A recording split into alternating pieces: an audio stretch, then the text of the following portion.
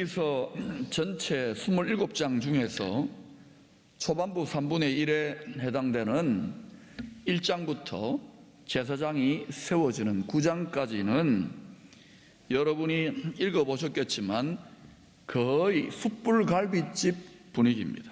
그것도 아주 장사가 잘 되는 숯불갈비집. 흠없는 1등급 한우는 아니고 흠없는 1등급 이스라엘의 소, 염소, 양, 산비둘기, 집비둘기, 이런 흠없다고 하는 하나님이 인정해 주시는 짐승들을 하나님께 제물로 드리기 위해서 살아있는 짐승을 산채로 잡아 죽이는 이야기들로 꽉 들어차 있습니다. 여러분 한번 상상해 보세요. 살아있는 짐승을 잡아 죽인다. 조선시대는 이런 사람들을 백정이라고 그랬어요. 사람 취급을 안 했죠.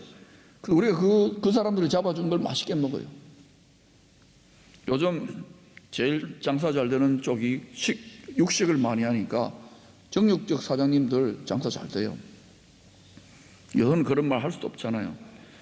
살아있는 짐승들을 잡아 죽일 때 고통으로 울부짖는 그들의 소리, 눈빛, 그리고 피비린내 나는 분위기를 여러분 한번 상상해 보세요.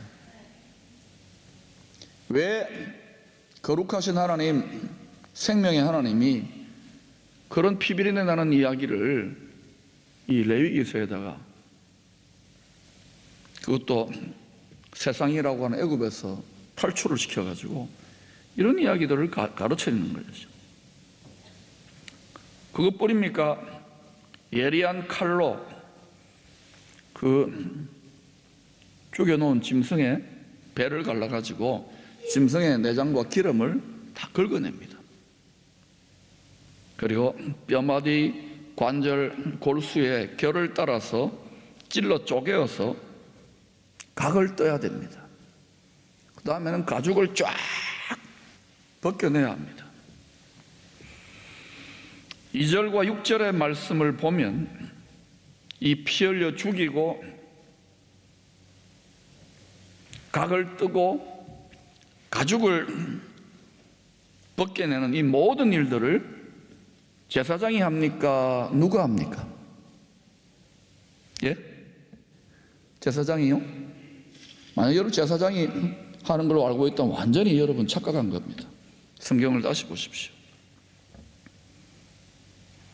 자기 죄의 문제, 인생의 문제, 우리도 마찬가지예요. 예배로 나올 때, 하나님은 나올 때 자기 죄의 문제, 자기 인생의 고민과 고통과 문제를 해결하기 위해서 하나님 앞에 나오는 우리들 예배자 자신이 자기가 하는 일입니다.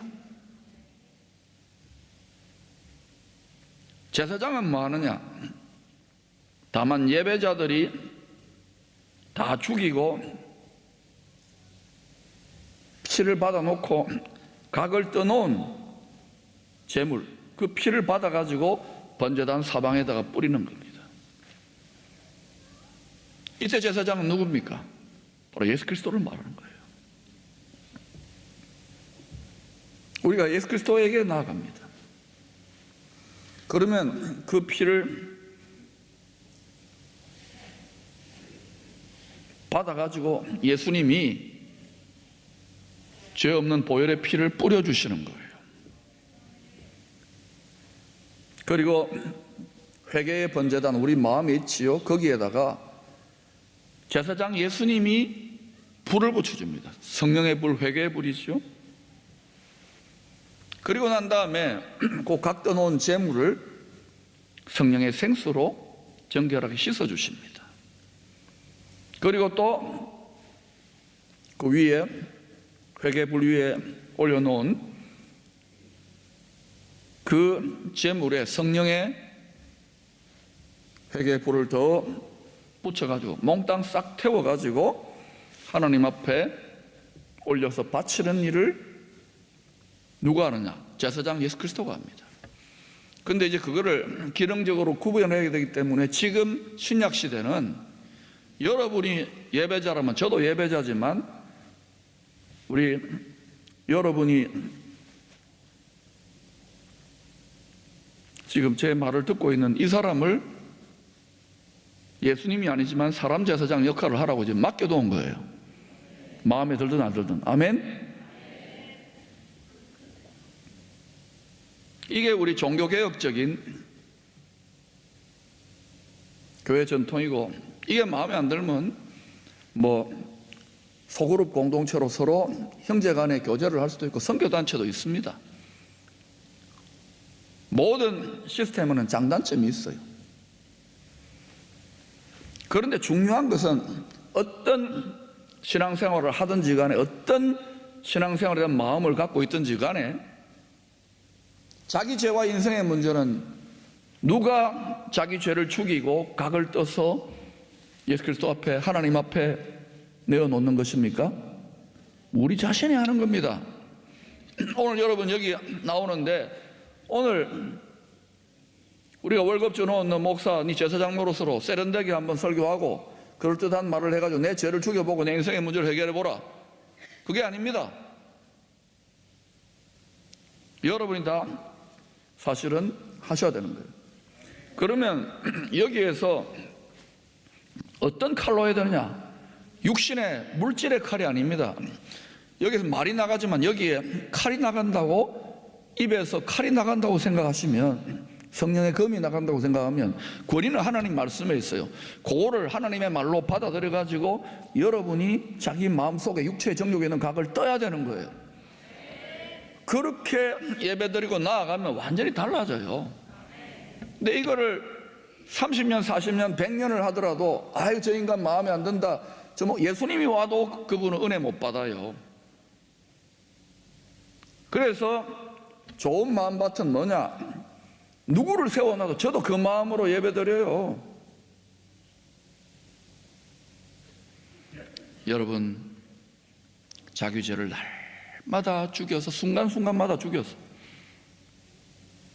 저는 이 분야에 한 30년 전에 안 하려고 하다가 헌신을 했는데, 예수 믿는 것 자체가 그런 겁니다. 하나님께서 기쁘게 받으시는 내 마음의 묵상과 생각과 말과 모든 내 마음이 산제물로, 내 삶의 고백과 물질과 모든 것이 산제물로 드려지는 참된 예배, 하나님이 기쁘게 받았다, 박 목사야 기쁨의 성도들 내가 기쁘게 받았다, 이 참 예배를 여러분 결코 가볍게 쉽게 생각하지 말라는 거예요. 입으로는 뭘 못합니까? 순교도 하고 십자가도 100번도 져요. 지식으로, 철학으로, 관념으로 누구나 다 하죠. 다 달라 빼요. 저도 그럴 수 있어요. 예수님 신학교에서 3년 동안 특수훈련을 받았던 그 동고동락했던 제자들도 다 달라 뺐는데, 누가 감히 하나님이 그렇게 만들어 놓은, 그래서 이거는 깨어서 기도하지 않으면, 심지어 완전한 사람이신 예수님께서도 겟세마네에서 자기의 육체에 붙어있는 완전한 인간을 보여주는 거예요. 이 살고 싶은 이 마음을 콩가루처럼 고운 가루로 내가지고 으깨어버렸어요. 빻아버렸어요. 그래서 십자가가 질 수 있는 능력을 얻은 거예요. 하물며 예수님만이 우리들이 기도 안 하고 말씀에 사로잡히지 않고 생각과 관념과 지식으로 된단 말입니까? 택도 없는 소리예요. 우리 한국교회는요, 열방의 구월의 올림픽에 우승해야 될 줄로 믿습니다. 그냥 여러분 부족하더라도 믿고 나 자신이 그렇게 변화되시면, 여러분이 한국교회입니다. 여러분이 기쁨의 교회입니다. 여러분이 열방의 교회입니다. 앞으로 열방의 교회들은 더 혼돈하고 다투고 복잡해질 겁니다. 이 비전에 정렬될 수 있기를 축원합니다. 세례 요한은 이 세상에 임한 죄와 사망의 저주를 담당하시고자 성자 예수님이, 성자 예수 하나님입니다. 우리가 믿는 분은 하나님입니다. 동시에 사람입니다. 완전한 사람으로 오신 것을 실제 눈으로 보고 성령의 감동으로 이렇게 증거했습니다. 요한복음 1장 29절입니다. 같이 읽어보십시오. 시작. 이튿날 요한이 예수께서 자기에게 나오심을 보고 이르되 보라 세상 죄를 지고 가는 하나님의 어린 양이로다. 우리 대신에 성부 하나님께서 기쁘게 받으실 만한, 우리가 드리는 건 전부 다 기쁘게 받으실 수 없어요. 일시적으로 기쁘게 받으시죠. 짐승제사 드린다더라도 기쁘게 받으실 만한 완전한 죽임당한 어린 양이 되신 예수님이 자기 몸으로 실제로 물과 피를 도살당한 짐승처럼, 각이 떠여져 가지고 태워 바쳐지는 짐승처럼 들으신 참 예배의 신비, 이 미스테리를 히브리서 9장 12절은 이렇게 설명했습니다. 같이 읽으십시오. 시작. 염소와 송아지의 피로 하지 아니하고 오직 자기의 피로 영원한 속죄를 이루사 단번에 성소에 들어가셨느니라. 이것을 저 같은 신학자 또는 목사들이요 뜻도 잘 모르고 영단번의 제사라고 이야기합니다. 이것을 영원히 단번에 한 방에 끝내기 위해서 하나님이 어린 양이 되신 분이 얼마나 많은 데까지 부를 하셨는지를, 그게 우리가 짊어져야 될 짐인데 이걸 깨달아야 제대로 깨달은 사람입니다. 그걸 깨달을 때 예배드리기만 하면 생각만 해도 눈물이 나요. 지금 마음이 공부돼. 코로나고 뭐고, 앞으로는 코로나 말고 다시는 안 오겠지요. 예, 아멘 되기를 축원합니다. 성경을 들여다보세요. 천당 가야 돼요. 그럼 영단번의 제사는 뭐냐? 쉽게 말하면 신의 한 수에 영원한 제사를 드림으로 이 세상 만물에 임한, 만물만 아니라 만민들에게 임한, 모든 생명에 임한 죄로 인한 사망의 저주를 한 방에 날려버렸다는 거예요. 할렐루야. 그래서 십자가에 피 흘려 죽임당하신, 대신 죽으신 어린 양 예수를 믿는 사람들은 누구든지, 그 인간이 살인자든 뭐 창녀든 가난뱅이는 누구든지 죄와 사망의 저주에서 해방된 죄 없는 의인이라고 가장 높은 하늘 보좌에 좌정하신 최고재판장 하나님 아버지께서 무죄, 의롭다, 석방이다, 사형 아니다 선고 내리셨어요. 이것을 믿고 깨닫고 항상 기뻐하며 살아가야 되는데 그게 힘들지요. 알아요. 그 위의 방식으로 살아야 되는 거예요. 날마다 위를 바라보고 생각. 그래서 지금 더 힘드니까 세상이. 그래서 몸만 여기 출장 와 있다. 이방인과 나그네처럼, 고아처럼, 과부처럼, 그리고 잠깐 몸만 여기 출장 와 있는 그런 외국인처럼 생각하되, 모든 것은 내 본향, 하늘 고향인 하나님 보좌에 내 마음의 플러그를 꽂아 놓으라는 거예요.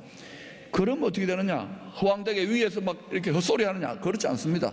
그때부터 이 험악한 세상을 이기는 능력이 지혜로, 성품으로, 권능으로, 도우심으로, 공급으로 나타나실 줄로 믿습니다.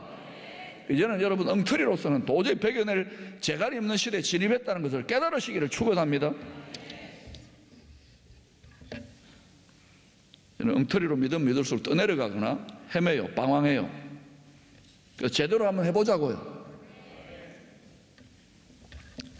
제대로 하실 수 있는 분은 주님이니까 날마다 주님께, 주님도 기도하셨는데 사람으로, 완전한 사람으로 어떻게 기도 안 하고 예배 안 드리고 말씀 공급 안 받고 어떻게 하겠다는 거예요? 그리고 다 하나님의 은사와 비전이 다 달라요. 그리고 이 공동체는 어디의 비전과 방향으로 나가는지 이걸 분명히 알고 함께 한 공동체를 이룰 수 있기를 축원합니다. 근데 오늘 설교 요절인 3절을 같이 읽어보십시다. 그 예물이 소의 번제이면 흠없는 수컷으로 회막문에서 여호와 앞에 기쁘게 받으시도록 드릴지니라. 여호와 앞에 기쁘게 받으시도록 드릴지니라. 회막문이라는 것은 우리로 말하면 교회라고 생각하면 됩니다. 교회 예배 드릴 때 여호와 앞에, 하나님 앞에, 예수님 앞에 기쁘게 받으시도록 드릴지니라. 이 말씀을 통해 우리가 깨달아야 되는 교훈이 있습니다. 뭐냐? 우리가 얼마나 예배 많이 드립니까? 공예배든 개인 예배든 기도든. 그런데 우리가 예배 때마다 우리 자신을 산 제물로 드리라잖아요. 우리 자신을 예물로 드리지만 우리는 그 예물의 표현 중에 아주 일부 표현이 찬양이거나 기도거나 또는 물질이죠. 그러나 그것은요 아주 피상적인 것이고 결국은 하나님이 우리 마음을 받아요.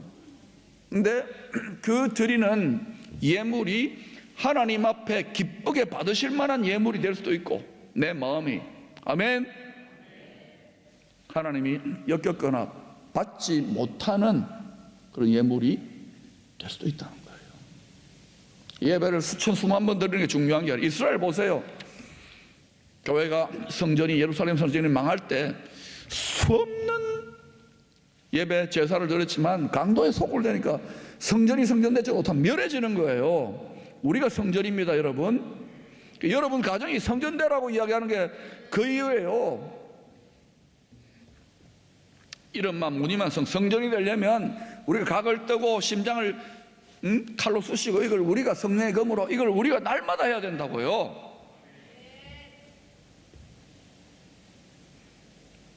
그 대표적인 예가 뭐냐? 뭐 그럴까? 예배 드리면 뭐 내 마음대로 다 받으시지? 아니에요. 창세기 4장에 죄범한 아담과 하와 사이에 태어난 두 예배자가 태어났어요. 가인과 아벨 이야기입니다.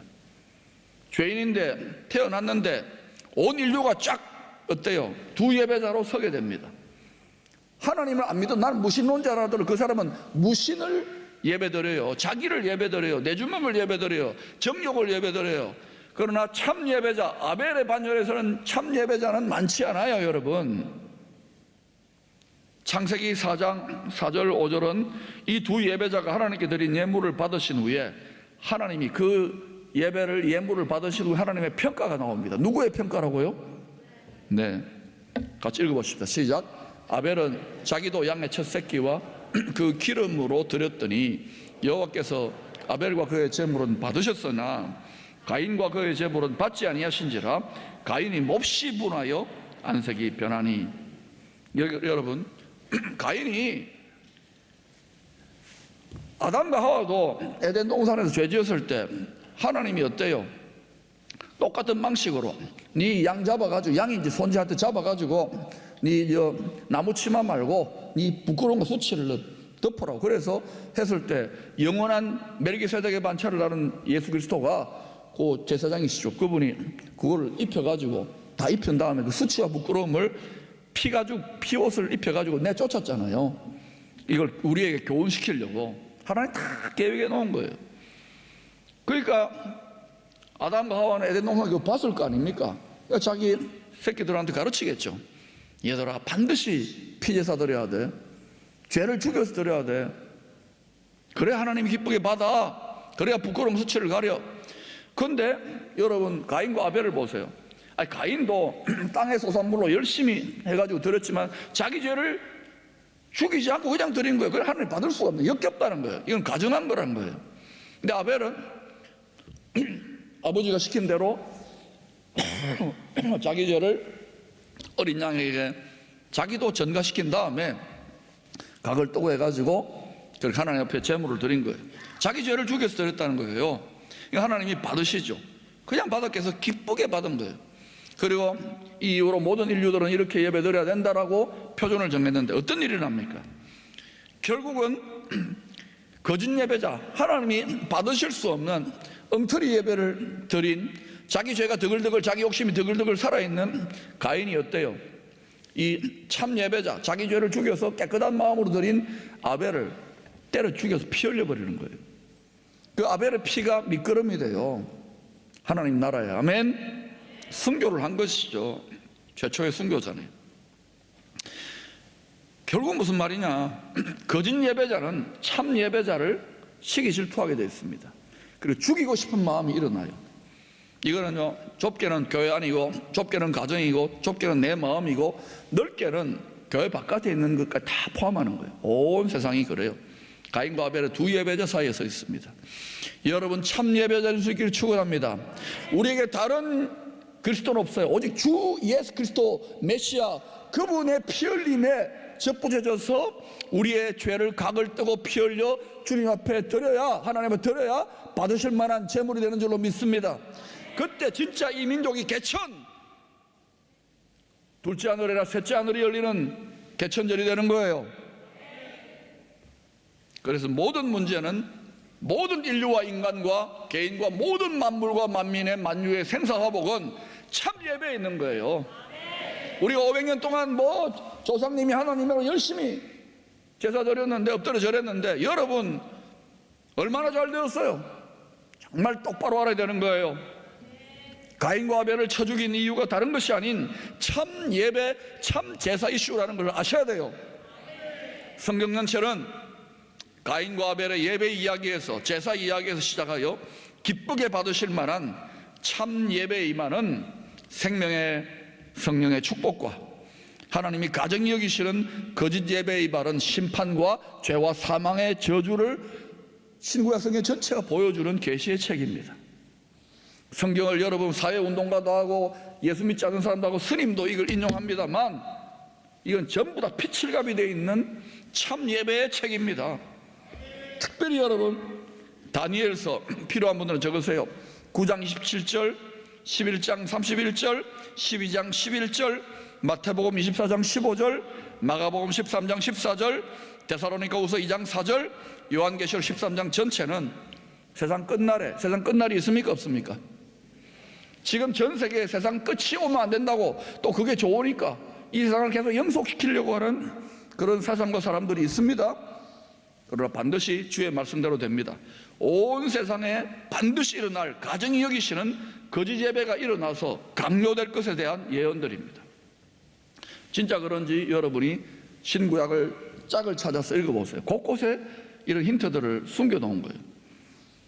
이때는 십자가에 죽임당하신 어린 양의 공중혼인잔치에 참여하지 못한, 우리로 말하면 하나님이 기쁘시게 받을 만한 그러한 마음의 예배, 하나님이 다르게 또 표현하면은 신랑 되신 예수님의 혼인잔치이기 때문에 그 깨끗하고 순결한 거룩한 마음을 하나님이 정말, 예수님이 정말 인간적으로 말하면 결혼하고 싶을 정도로 그렇게 순결한 마음, 거룩한 마음, 깨끗한 마음, 신랑의 명령대로 복음을 전하는 그런 마음을 가진 민족과 교회와 가정과 개인과 성도, 기업체는 하나님이 쉽게 말하면 그 영혼은 들어주신다는 거예요.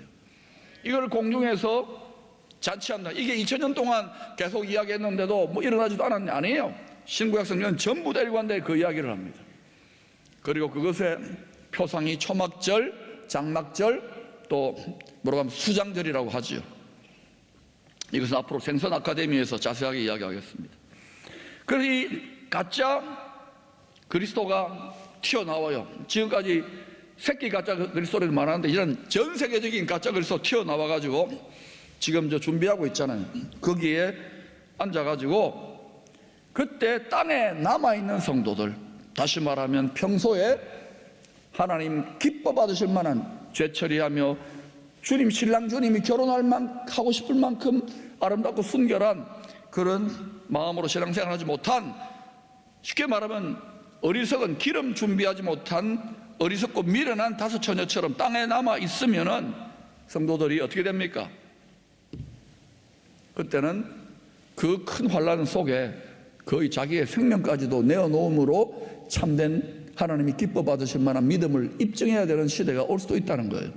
물론 그것이 100년이나 1000년 뒤에 일어날 수도 있습니다만, 우리 당대나 우리 자손의 때나 우리의 손주의 때나 우리 정손주의 때나 고손주의 때 일어날 수도 있을 거 아닙니까? 예수님이 오시고 시작된 거예요. 이걸 계속 2000년 동안 외치고 있는 거예요. 이 연사 저도 외쳐봅니다. 아멘. 인기가 없어. 작년도부터 지금 전 세계가 지금 그렇게 돌아가잖아요. 마스크 끼고 이렇게 앉아 있잖아요. 그런데도 여러분 계속해서 지금 때를 제대로 분별 못한다면 되겠습니까? 왜 이렇게 불타는 마음으로 외쳐야 되는지를 이해하시기를 축원합니다. 이것이 여러분 가정과 안위와 민족, 개인, 자녀, 손주들에게 다 직결되기 때문에 그래요. 그러니 평소에 자기 육체의 뼈마디, 관절, 골수에 깊이 뿌리 내린 정욕에 쓴 뿌리를 날마다 부지런히 진리의 말씀, 성령의 칼로 찔러 죽여서 뽑아내는 지혜로운 성도들이 되어야 하겠습니다. 하나님께서 기쁘게 받으시는 이런 참 예배를 드리는 성도들과 그들의 가정과 공동체와 도시와 민족은 반드시 하나님께서 어떤 상황 속에서도 가나안 땅에 안식의 축복을 이 현세에서 주시고, 아멘. 물론 현세에서는 핍박과 고생과 인내와 연단을 통하여 겸하여 주십니다. 그러나 우리는 고생도 어차피 인생은 고생이에요, 여러분. 그러면 이 예수를 믿음으로 말미암아 고생을 기쁘게 여기면서 전진하면 하나님이 합격! 여러 배와 100배를 더해 주실까요? 당연히 그렇게 하시지. 이것을 고생도 낙이다, 이 십자가 즐겁게 지는 것을 노하우로 터득해서 여러분의 자녀들과 손주들과 증손주들과 고손주들에게 가르쳐 줄 수 있기를 축원합니다. 그런데 여러분, 놀라운 사실은요, 이게 땅의 논리만이 아니라 창세전에, 따라합시다, 창세전에, 영세전에, 만세전에